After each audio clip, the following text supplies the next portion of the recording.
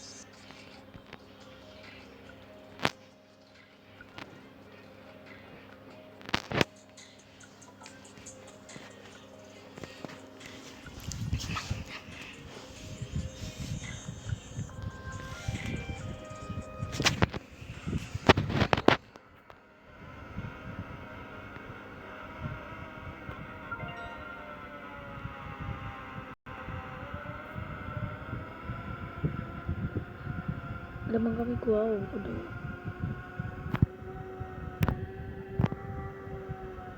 มันเบรกบ่อยเกินไปอ่ะจนเบรกรัวมากเว้ยคนดูจะพะเล่งครับแฟง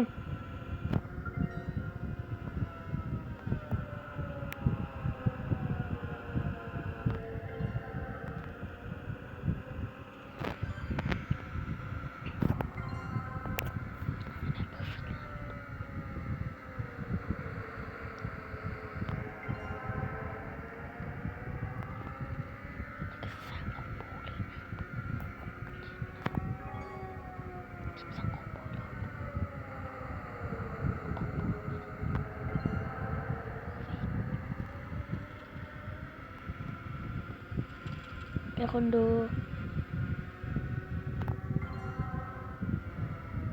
คะแนนพุ่งปรี๊ดตูเลดว่ะเดี๋ยวเขาเล่นช้าไปเขาเช็คพอยต์เบรกอะ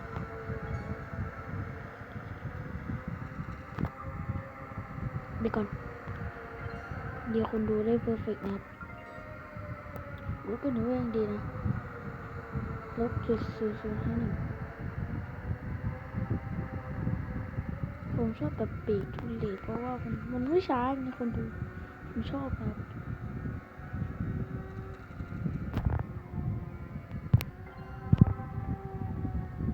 บักเบรกไม่ทันเลย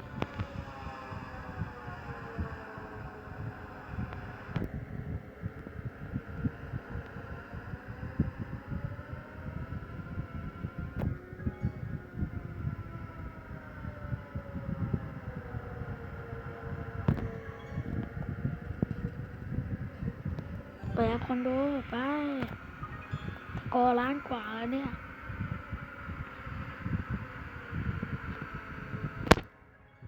สกอร์สำคัญนะครับล้านกว่าสกอร์สำคัญนะครับเลขเก็บสกอร์ไว้เพอร์เฟกต์คนดู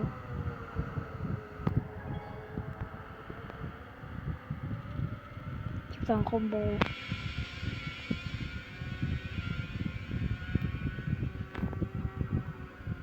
ทุเรศอีกแล้วมาดิ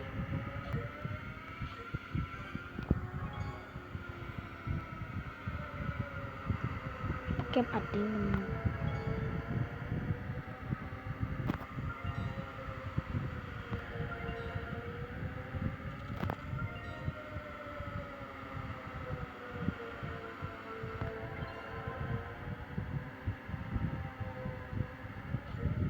ที่ดีก็ไม่ยอมคนดู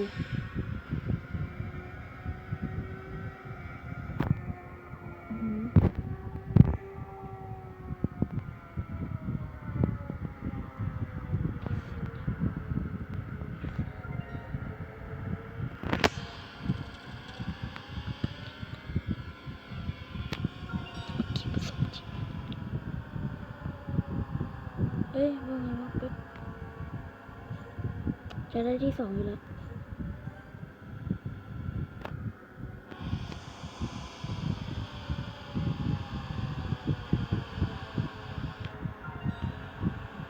ที่3คนดู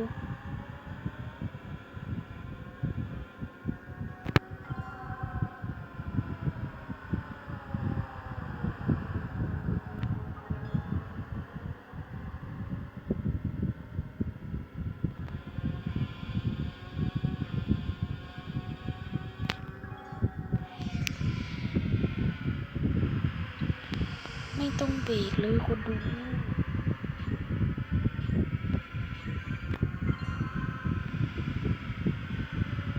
ผู้ผ่านเช็คพอยต์ไป1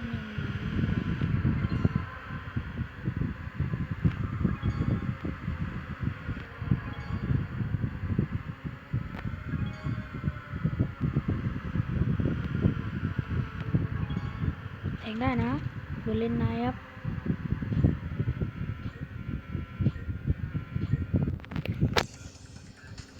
ที่2ก็ยังดีคนดู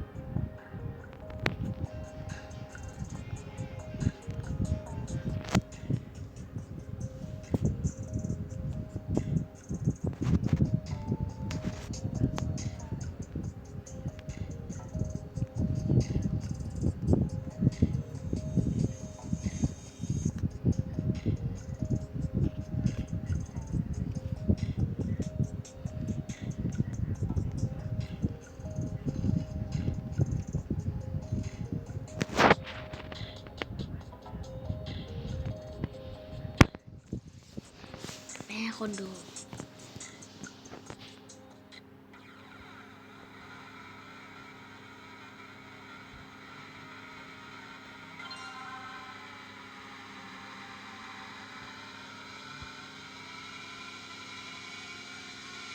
โอ้ฟิกสตาร์ทได้6คนดูคนดู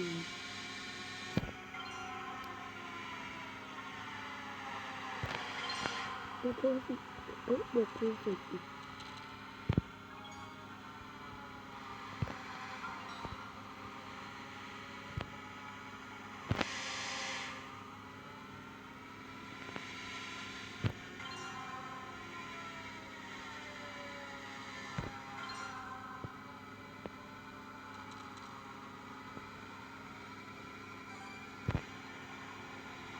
ปิดกิ้งบูทเดี๋ยวไว้ก็มาดี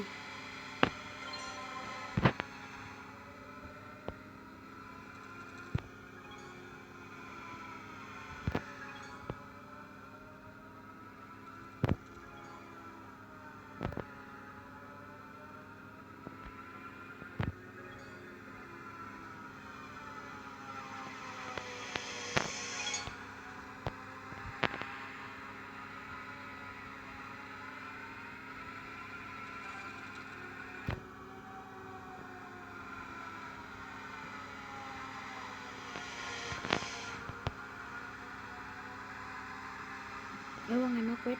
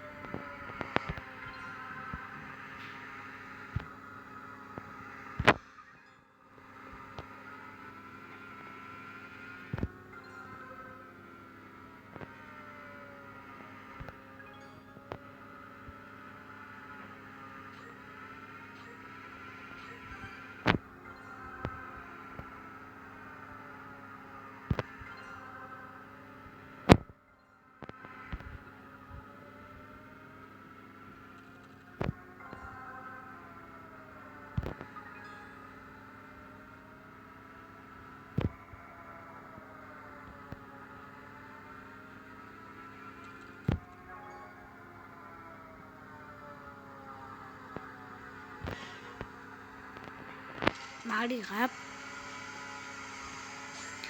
ที่ผมเงียบปากไม่ใช่เลยครับตั้งใจเล่นนะผมต้องเอาจริงกับสองคนนี้ก่อนผมต้องใส่มันให้ได้นะ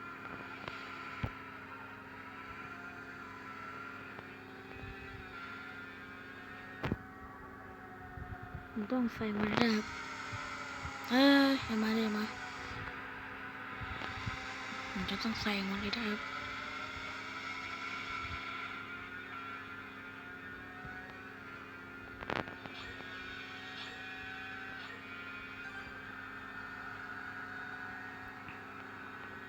แต่มันตัวเนี้ย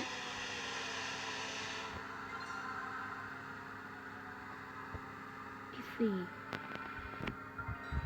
มาดิแซงหนึ่งครับเนี่ยแกเข้าเวียดว่าไงมาเวท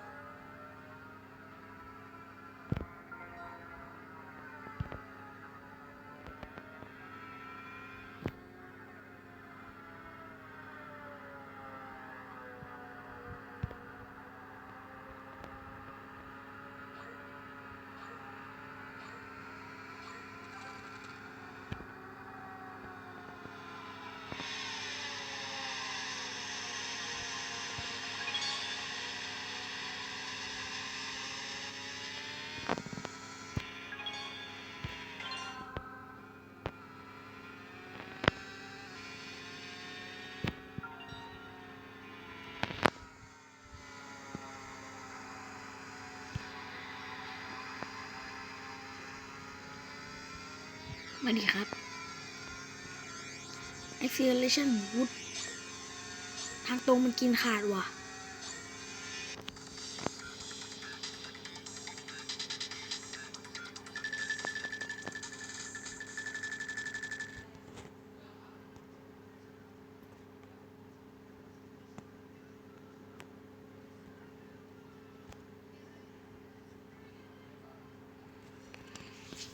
คนดู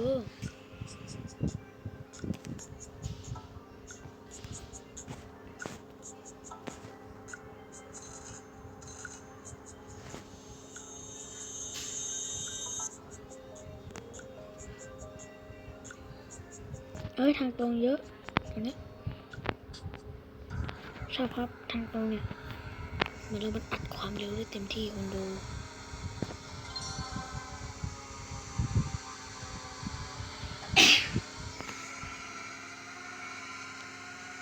เนี่ยอัดไป250 260 280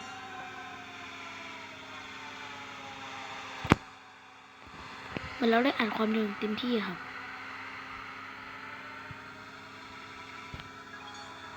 แล้วก็ได้สกอร์ฟิสิกสตาร์ทมานะปั๊มสกอร์ถึง2 ล้านได้นะผู้สนามเนี่ยมันมี3 รอบแต่มาเกวดมันอยู่เลนในแล้วนะ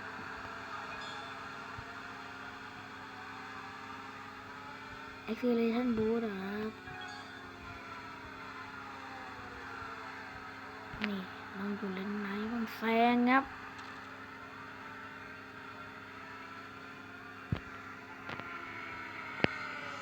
มาดิครับ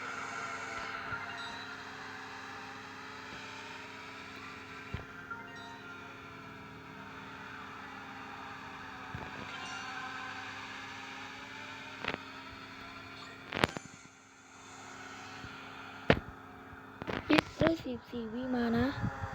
ผมภูมิใจนะครับแซงที่6ต้องแซงขึ้นเลยตรงนี้แซงขึ้นแต่5 คนดูต้องแซงขึ้นดับ4ให้ได้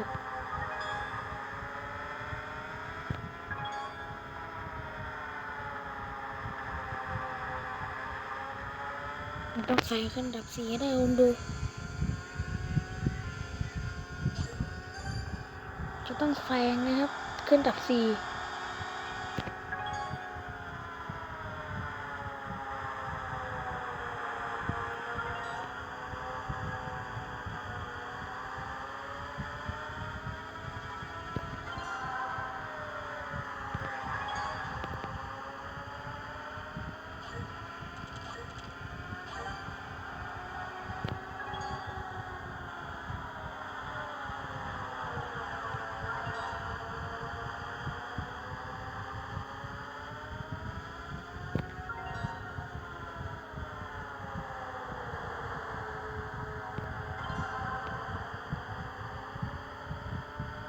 ดีเบียดแซงขึ้นดับ4ครับ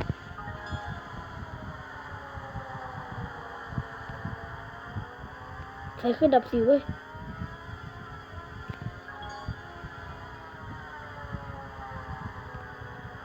แซงขึ้นดับ4ขึ้นดับ4ดับ4แซงขึ้นดับ4ครับทุกคน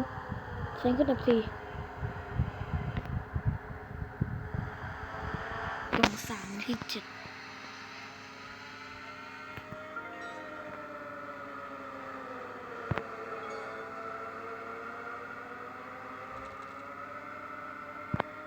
เมื่อกี้มันก็มีชาโดว์ครึ่งนะครับตรงนี้ผมรออากาศอย่างเดียวเลยแล้วดีนะครับเท่ดีคอนโด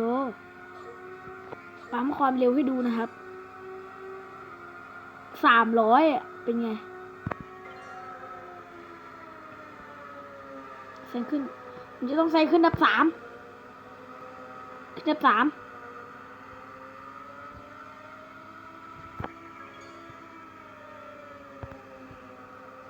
แซงขึ้นดับ3ขึ้นดับ3ต้องขึ้นดับ3ไม่ได้ครับ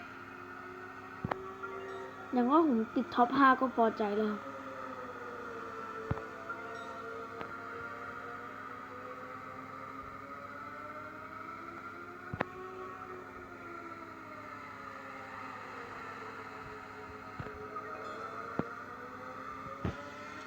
แซงขึ้นดับ4ครับผมติดท็อป5ให้ได้ก็พอใจนะครับไม่ต้องเอาแบบที่1นะครับ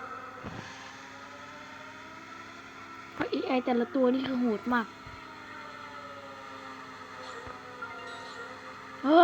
มากวิด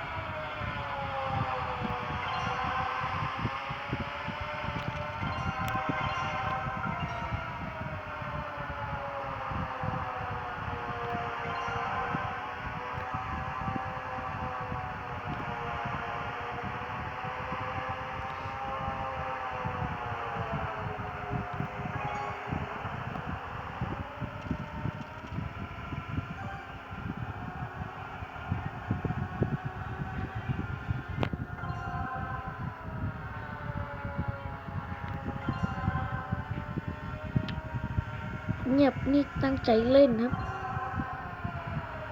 โอ้ช่วงนี้ไม่ได้ตั้งใจเล่นเลยแล้วก็ปกติเล่นปะปุ๊บไปนะครับเราเล่นเงียบอยู่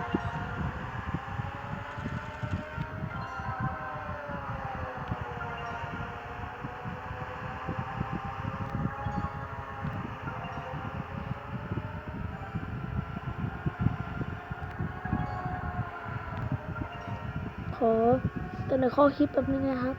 การตั้งใจเล่นเนี่ยมันเป็นการที่คนเราอ่ะ เวลาเล่นเกมอ่ะมันจะต้องตั้งใจเล่นครับเพราะว่าถ้าเกิดสมมติเราแบบเล่นดับนู่นดับเราแพ้ถ้าเกิดเราหัวร้อนนี่ก็ผมไม่เกี่ยวนะฮะเพราะผมแนะนำนะ ฮัลโหลทำไมไม่เปลี่ยนเสื้อผ้าเปลี่ยนชุดนักเรียนเลยค่ะ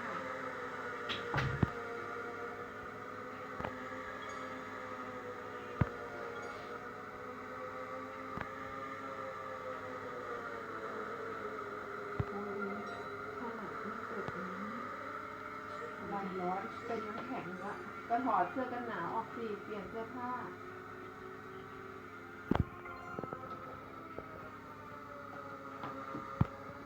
เปิดก๊อตโหมดนะ มีกันบ้านเยอะเปล่าเนี่ย ไม่มีกันบ้านเลย หือเปิดเทอมวันไหน 16 ปิดทำไมเนี่ยแค่วันเดียว หน้าผมจะเอาคลิปลง YouTube เนี่ยกำลังอัดอยู่เนี่ยคลิปนี้ไม่ติดลิขสิทธิ์นะ ไม่มีเพลงนะครับ โอ้ลงยากลงหนักแหมมีการมาเบียดให้ลงยากด้วยนะครับ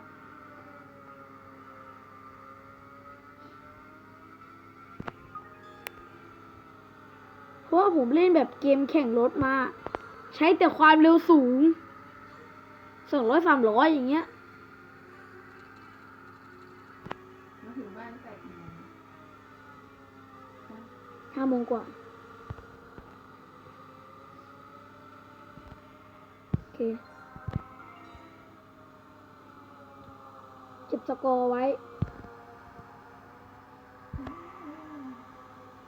เฮ้ย อย่าชน ขอร้อง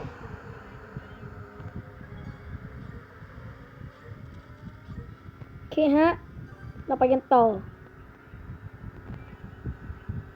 พายการโททูเลตไม่เป็นไรนะครับ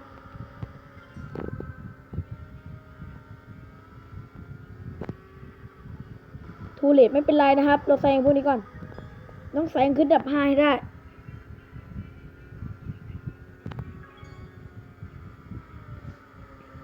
จะขึ้นอันดับ5ได้ไม่ได้ขึ้นอยู่กับฝีมือนะครับ ถึงแม้ผมจะเล่นเกมแข่งรถมอไซค์มานานจะแค่ไหน แต่เกมนี้นะครับผมยอมรับในเรื่องนี้ก็คือกราฟิกนะครับ มันสวยมากครับก้อนเมฆนี่คืออย่างกับชีวิตจริงนะคนดูนะครับอย่างกับเราแข่งรถจริงๆอ่ะประมาณนั้น เหมือนมากครับคือถ้าเกิดผมได้แบบไปสัมผัสแบบไอ้พวกนี้ของจริงอ่ะผมล้อหลุดครับ